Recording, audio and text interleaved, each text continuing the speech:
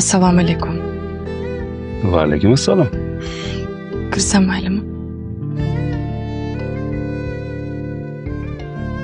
Kir.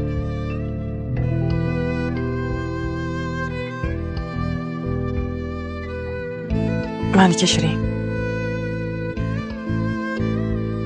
Tushunib yetdingmi? Ketayotganimdayoq tushunib yetgandim. Nimaga qaytmading? G'urur yo'l qo'ymadi.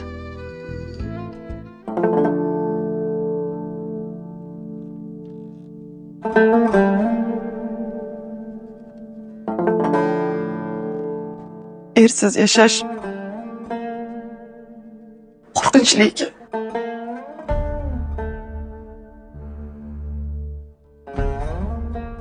Nima bo'ldi? O'sha kuni uydan arazlab chiqib, taksiga o'tirdim. Taksist xafaligimni ko'rib, go'yoki g'amxo'r odamdek xushomad.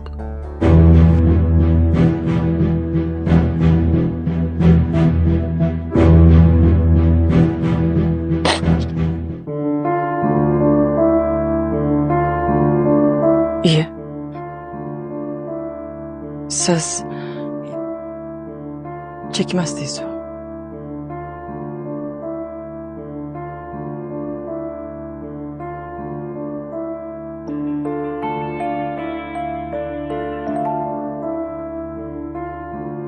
Otamni uyda 4-kun qolayotganimni eshitib qolgan sinfdoshim G'ulom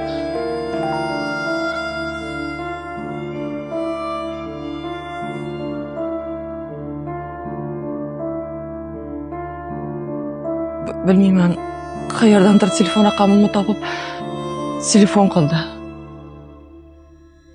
Nima dedi? Ahvoling yaxshimi? Agar siqilayotgan bo'lsang, chetroqqa chiqib dam olib ko'ngil yozamiz dedi. Sen nima deding? Damingni ol dedim.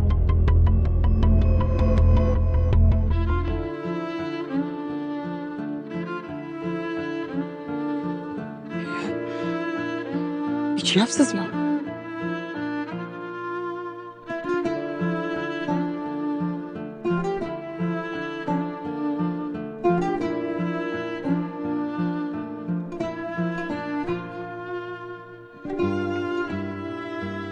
Bu ovqatni 37 kun avval tayyorlab ketgandim. Nega yemadingiz? Tomog'imdan o'tmadi.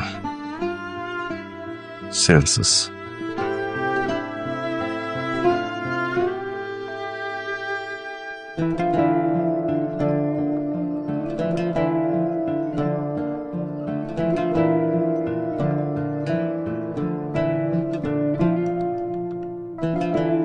İşten bo'shadim. Nimaga? Boshlig'imiz o'zidan o'zi Malika sizni yolg'izlatib qo'ymaymiz dedi. Keyinchi?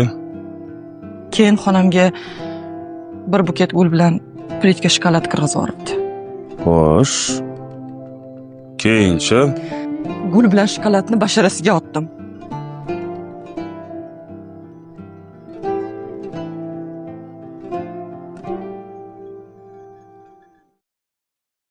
Eng dahshatlisini aytaymi sizga?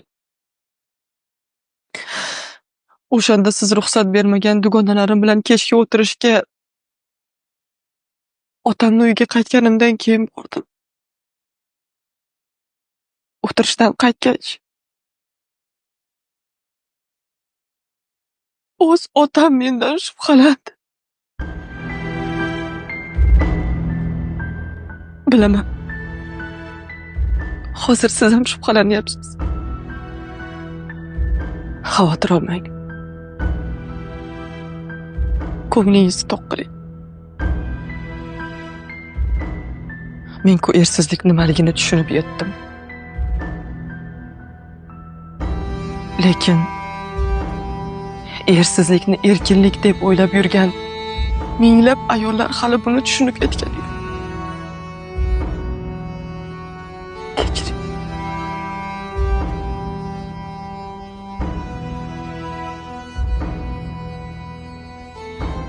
Kechqurun ko'cha aylanish senga yoqadimi?